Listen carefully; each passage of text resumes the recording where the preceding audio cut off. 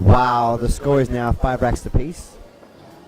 And Ricky Watson has now won the last 4 racks. There's won 4 out of the 5 racks now. I'm joined in the commentary box by the very experienced and ultra hairy Richard Evans. Richard. Yeah, thank you again, Barry. It's good to be back here. It's good to be back in. I used to say that to my ex-wife all the time. Anyway, back to the story.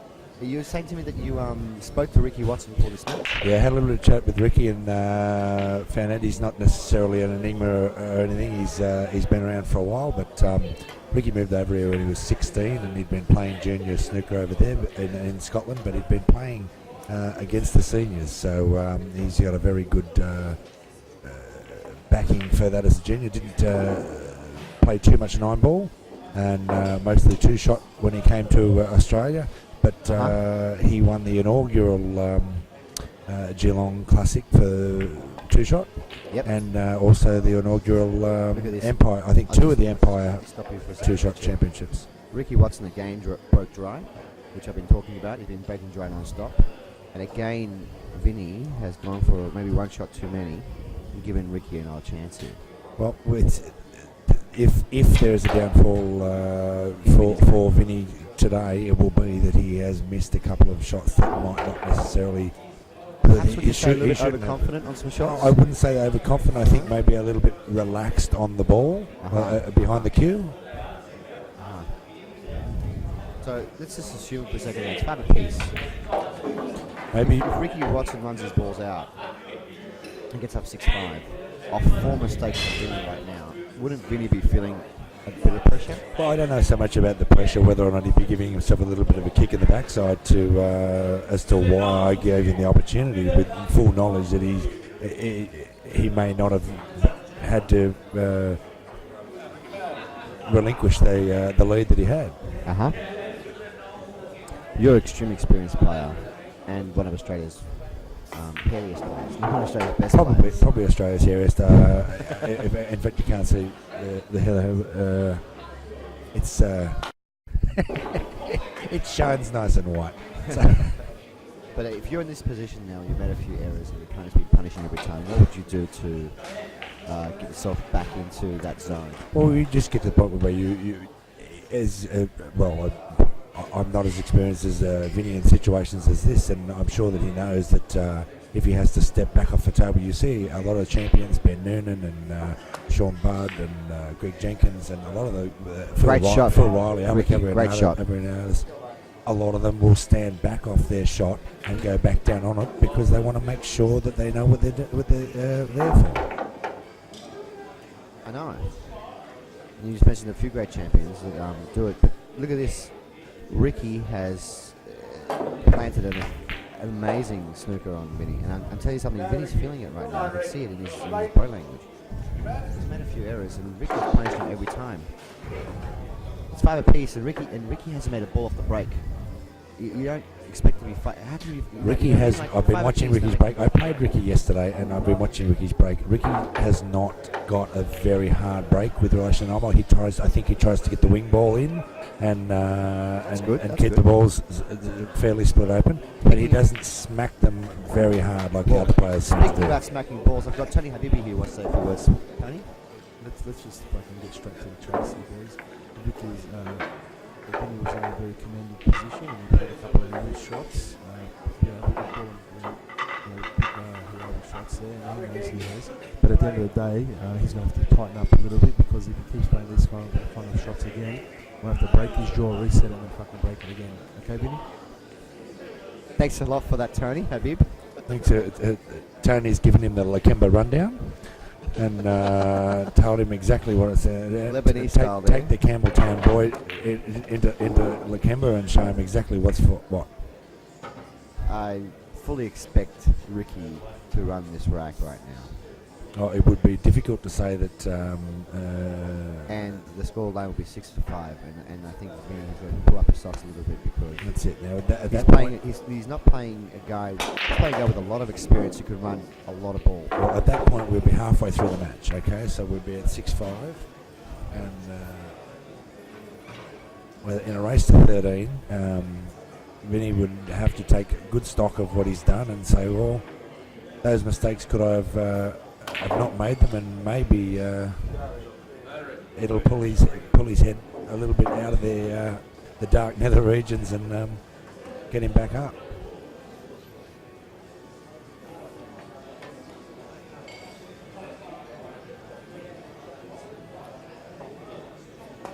I'll tell you what, Richard.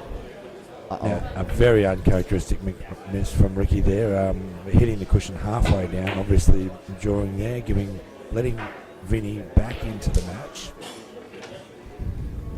That was a big miss. One of the big things about this game, Barry, as you would well know, is command of the table. If you can, they're not necessarily the easiest. The size of the pocket, the size of the ball makes it difficult for a number of different players, but if you are at the table and you do make a miss, ideally you want to be in a safe position so that your opponent can't capitalise on it. Now the confidence break.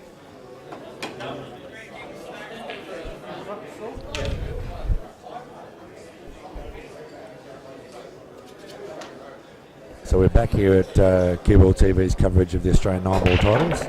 Just waiting for the mule to retake his seat. We have a short break there. Vinnie, another monster break.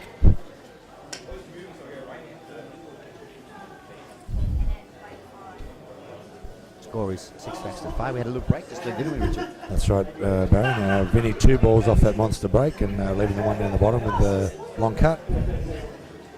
Come back now, the 9 is on from the 2, but Vinnie's obviously looking at an opportunity to hopefully they can get the gay out. The 2-9 combo, you mean? Correct, the gay out. Okay. I was just having a little chat with some players. We had a little break just now, ladies and gentlemen, where Vinnie went and got drug tested. As you know, it's standard practice that all finalists in Australian titles get drug tested. We've had random drug testing throughout the weekend as well, with a couple of players being picked for filling the cup. But I can assure you, both these players are obviously a lot of them. No one's ever been caught. Very clean sport, 9-ball, and very rarely would you see someone who would be under the influence of anything. But I actually thought there'd be a great opportunity for us to talk a little bit about drugs in sport, and in this sport in particular. I understand that you may have a lot of knowledge about this. Not we may well do. I did go out with an East German swimmer at some stage. Okay, was she hot? She was until she started taking the hormones, but anyway.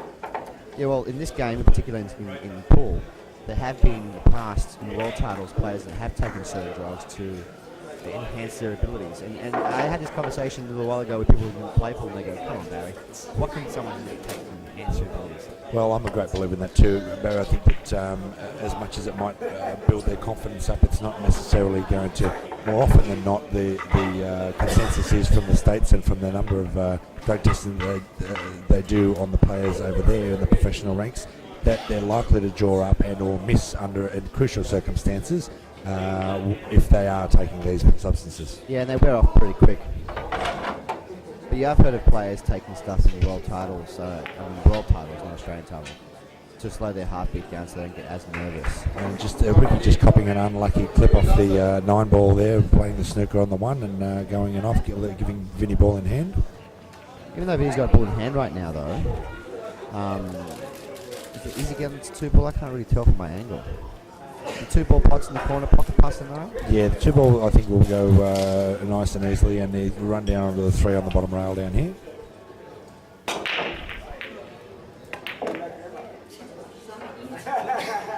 He's got on it really well. A little push off the bottom rail and down off the side rail and down towards the bottom for the 3. A little bit of angle with the bottom and bring himself up to the centre of the table for the 4. He's landed fairly straight on that, but I think he's going to put a bit of squeeze it in nice and tight, and that's it. Hit the 5. Shot. Beautiful shot. It's a great shot. Leaving the 5 straight down the rail and follow through a little bit for the 7, and the 9 should be... Bob's your uncle and Jane's your auntie. Bob, Jane, T, Max. We're hoping they're going to pay for some sponsorship as well, yeah. Barry's always coming ahead with the funnies. Haven't been very successful lately. But that's a really, really good clearance from Vinnie. Double quick time. Just landing a little bit off edge there. There won't be a problem. This guy's such a great potter. Straight in the head. Wow. 7-5 to Vinnie. I think maybe collected himself a little bit during that break.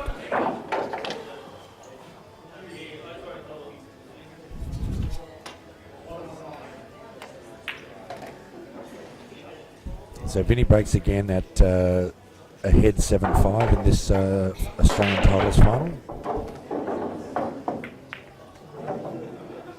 Again, another monster break. 3 balls off the break this time. This is what I was talking about earlier. The break shot. Vinnie's got an awesome break shot. A lot of cue power. He's got a big swing arm. He's been working out a lot lately, Vinnie, and I think mostly for the ladies more so than for his game. But I have next to me here a very, very famous player in Australia, a former Australian title holder, and in my opinion, one of the up-and-coming stars of the game, and one of my very good mates, David Rothel. David Rothel, how are you, my man? Good, mate. How are you? Extremely well. You've been watching this final intently between two awesome players, Vinnie Calabrese and Ricky Watson. What are your views so far on this match, how it's been going, and what the likely outcome is going to be? I think Ricky's playing quite well. But he needs to change his break. He's going to win the match. He's just too soft on his break, and he's leaving Vinnie everything. I think that he at least needs to get the one ball to the back rail. I totally agree with you. We haven't discussed this at all together, but I was actually just talking about that a little while ago. I think his break's been letting him down, and Vinnie's biggest weapon right now. And not only is he absolutely awesome running all the balls, but he's got a great break. And it's been a very big factor. I mean, the score's still very tight, 7 racks to 5, but you just kind of feel that if Ricky was breaking and making balls and landing on the one, he'd be running racks as well. Now he has to wait for opportunities from Vinnie to run a rack. Yeah. I think if Ricky tries to play Vinnie's game, he's going to lose every match. So I think he needs to do something right now that will change Vinnie's thought process. If that makes sense. Like I think Ricky needs to do something on the break, and then try to somehow prolong a frame or try to do a few safety shots in a frame just to try to disrupt what Vinnie's doing. Yeah, I think keeping Vinnie away from the table for a longer period of time, just to break up the flow the natural flow that he does have, will make a big difference to the end result. Ricky's a fine player, but as you mentioned before, and I think I mentioned during the commentary as well, his break isn't the biggest of all, and very rarely would he get one. I think he's going for the soft break just to get a wing ball and hopefully have the one sitting out. But we tend to have a little bit more success with these guys when they do smack them down, and they go everywhere, and they just have to take the one as it lands. Yeah, from all the times I've seen Ricky, he's always had a soft break, and he always tries to control either the one or the wing ball, and it's not hasn't worked for him at the moment yet. So hopefully he can change his break or get that wing ball. You're his coach right now. What would you say to him?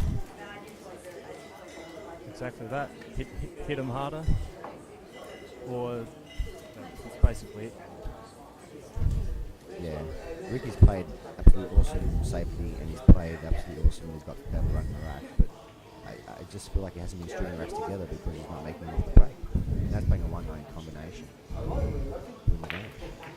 now the score is 7-6. Just keeping the distance there close enough to bridge. We're back here again at 7-6, and we're just speaking with former Australian champion Dave Rothel, and he's mentioned the word rhythm, and rhythm is very important in the 9-ball game. If you can get to the point whereby you're cueing consistently and at the same pace, your game comes on a lot more than it does if you're stilted in any way and are held up away from the table at any different stage. Rhythm's very important, and I think as Dave mentioned, Ricky needs to break Vinnie's rhythm up, because he will steamroller on unless, of course, that rhythm is broken. What's interesting right now is that Ricky changed sides on his break to the left side. And he didn't make a ball that time, but I think it was more successful. Look at the movement he got in the ball. And they're all open. I think he should stick to maybe moving him further over to the left. Now, while Vinnie's having the 2-second think that he thinks about before he has his shot, look, Ricky on his way through took care of Adrian Ridley, Alec Everinatis, former Australian champion Lewis Kondo, world-ranked player, Nathan Neems, the young 17-year-old genius that we saw playing earlier today against Vinnie in the semi-final, and Greg Jenkins, multiple former Australian champion.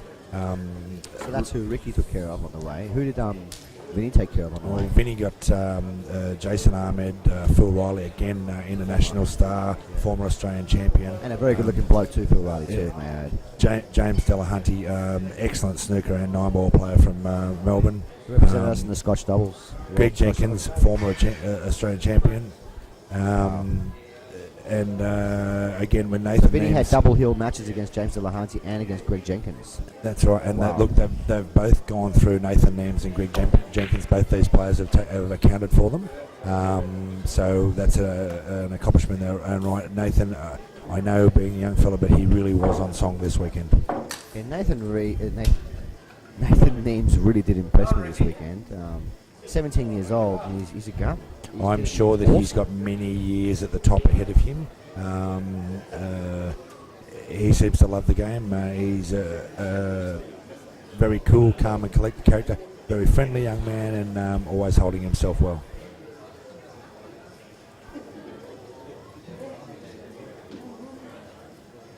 That's a very good list. And both these guys have come through some very big names. But the one main thing is both these players were undefeated on the way here. That's right. They both kept their game together long enough to make sure that they don't. Oh, again, we see the miss there from Ricky. Unfortunately, Is that an attempted shot or attempted snooker? I'm not sure. Maybe he was trying to kick the white ball behind those balls. He's got a big flip here. He's made it. So Vinny finding that rhythm again, just landing a little bit thin on that one again. I don't know. The score is 7-6, and I mean I know Vinny's got the rhythm, but this is how he naturally plays quick. Ricky plays naturally a bit slower, but I don't think Vinny's feeling comfortable right now because he's only one rack ahead. They're only halfway. I mean, if he was 4 racks up, which he was at one stage, you know, I don't think he's feeling that comfortable right now. I mean, a bit of error just came into his game right there. What do you do here, Richard? Well, look, he's got the opportunity. I'm not sure the gap there to hit the 5 off the cushion, off the inside of the 7 and roll it down to the corner, or whether he just clips it against the rail and down the bottom, which I think is what he's going to do. Maybe try to get behind the black here. 1, 2, 3 rounds. Back up David behind Rotham those calls two. it. Great shot. Really Calabrese. The dashing young man in the red shirt. I want to say a big shout out right now to Cue Ball TV. Cue Ball TV, as you know, is run by Dan Lynch and Kimpton Kress. It's a website that you're obviously on right now, but there's been a lot of work in the background you guys probably don't know about. Yep, Australia's premier provider of footage to you from cue ball sports from all around the world, but primarily Australia. They do a very, very good job and bringing matches to us. And if it wasn't for Cue Ball TV, well, what can I say? They've done a lot for the sport in the last couple of years. That's right. We don't get much opportunity, unfortunately, due to the nature of our sport. We don't get a great deal of television coverage, especially for the Australian matches. But these guys do a fine job in making sure that the people who enjoy watching the sport and playing the sport get an opportunity to see big matches like this in the comfort of their own home. Absolutely. Plus, also, Cue Ball TV have the best commentators in the world brought to you to do commentating. I want to say that, Richard. I want you to know it's a pleasure commentating by your side. That's right. Thank you very much there, Barry. The Cue Ball TV commentary team, headed by Barry the Mule Mavros and the Ausbiggers offsider, which is Richard Evans. Well, it's great. I mean, I'm sure they're thinking, what a great kick shot from Ricky. But he's kicked a good shot, but he's left him on. They're saying, I'm sure that they're thinking about, who can get this good commentator? They thought, well, let's see if the guy who knows the game doesn't really make finals. So keep commentating every time. Stop laughing, you. I thought you were talking about me for a second there. No, I was talking about myself. That's not true. I have made finals.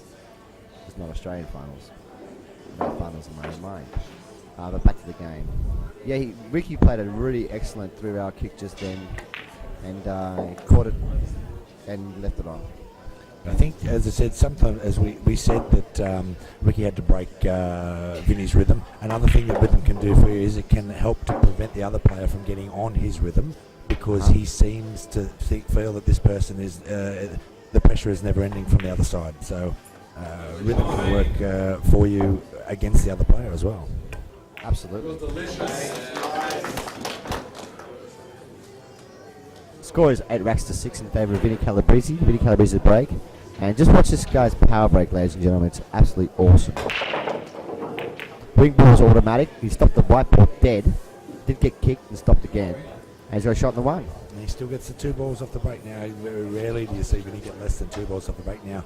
He's obviously not got as monster a break as my compatriot here, who I believe has the record on film for Australia, having what, five balls, is it, Barry, in an Australian title last year? Of breaking and making 5 balls off the break. That is Australian title officially. Yeah. But I'm sure that one day will be broken by someone. And I think that footage is also available on Keyboard TV. For those of you who are interested, you can look up Barry Mabros and have a look at in the search box there, and you'll see that break on footage. I was going to say something. Look, I know I get bagged a lot by players because I took a long time to play my opening shot. But how often do you break and make 5 balls on camera? That's it. And look, from memory there, I think there 3 balls of those 4 were left on the rail, and it was a difficult out, and it was a good way to take your time and make sure that those balls went down. And it was my first tournament. That was the first time I was being filmed ever. And I was really nervous. And I made 5 balls, which I've never done before. So I really want to make sure I knock in another 4 balls into the money. A fantastic effort from you, Barry, as always. As always, giving it 100%. Vinnie Calabrese, this is the power of an awesome break. And don't get me wrong, it's not just the break. Vinnie's got the whole package. He's got the temperament. He's got the talent. He's certainly got the teeth. He's got every teeth. Got the smile from heaven, that boy. No, he's a very charismatic young man, that's for sure. Not very good with the ladies and gentlemen. So if you're a girl and you do like Vinnie, he's a single bachelor. If you do like him, he's not single. He's got a girlfriend. Has he? I wouldn't know. But I've heard he's not that good with ladies. So if you do like him, just approach him and say, "I like you." As confident as he is, he's still a little shy on the lady side. That's true. He is now, of course, 9 racks to 6 up. But we're back here, and the score is 9-6 to Vinnie Calabrese in the Australian Oz. We're joined by Australian champion, state champion from Victoria, Ben Noonan, who's going to take over my position in the commentary. Welcome, Ben. How are you doing today?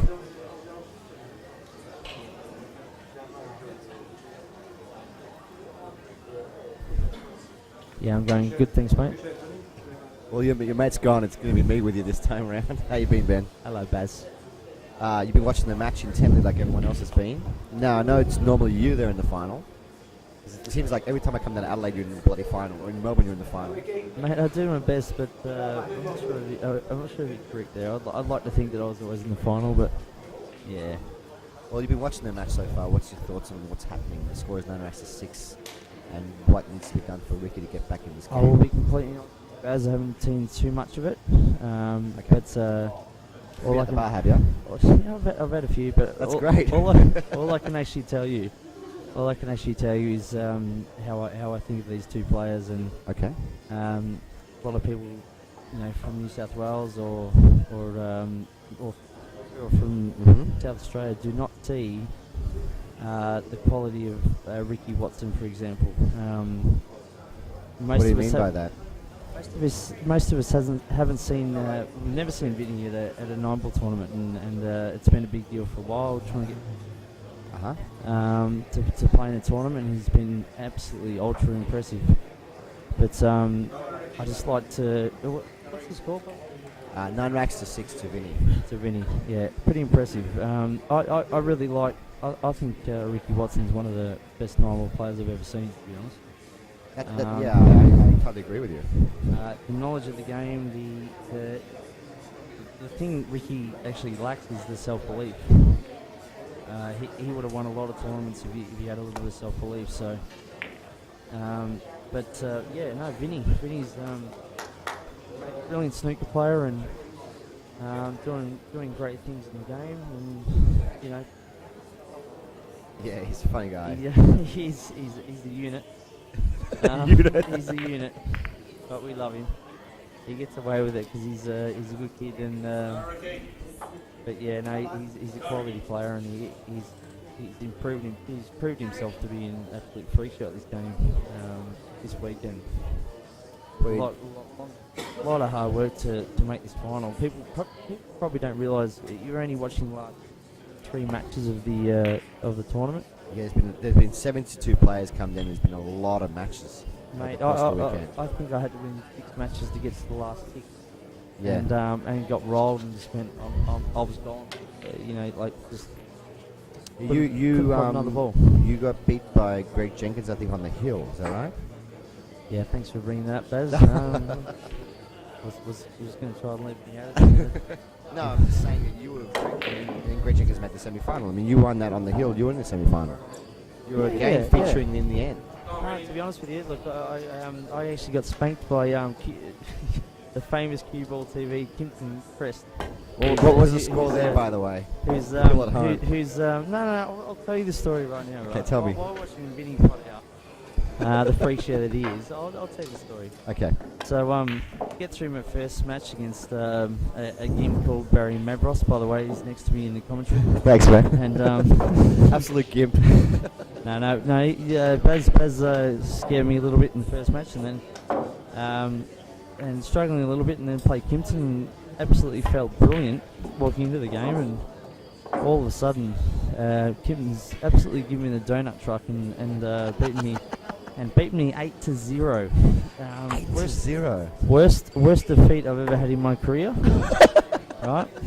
This is. I'll tell you a funny story. Right? I know not to say this. I know you actually mean this. It is what happened, people. I actually said to Kimpton yesterday when we were playing the qualifying rounds, I said, mate... Because he beat you 4-1 yesterday, didn't he? Yeah, no, so he got you 4-1 yesterday, got you 8-0 today. That's 12 racks to 1. Who's telling the story here, Bess? Sorry, man. So I've said to Kimpton, every time Kimpton used to, before I played him, whether it was a round robin or in a match, he used to walk up to me and say, I'm going to absolutely smash you. You're an absolute fucking retard. excuse the F word there. You're a retard. Can't fire, and you will die right now. And happened there, Baz. We'll just leave that story alone for a minute.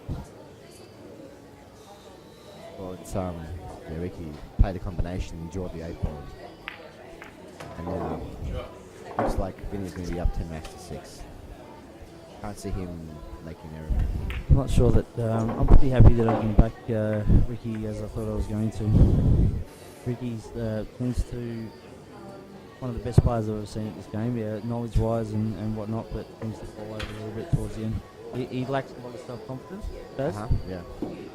I think I was actually speaking to him. Give you that confidence. Yeah, no, exactly. Yeah, I was speaking to him outside last night, and he said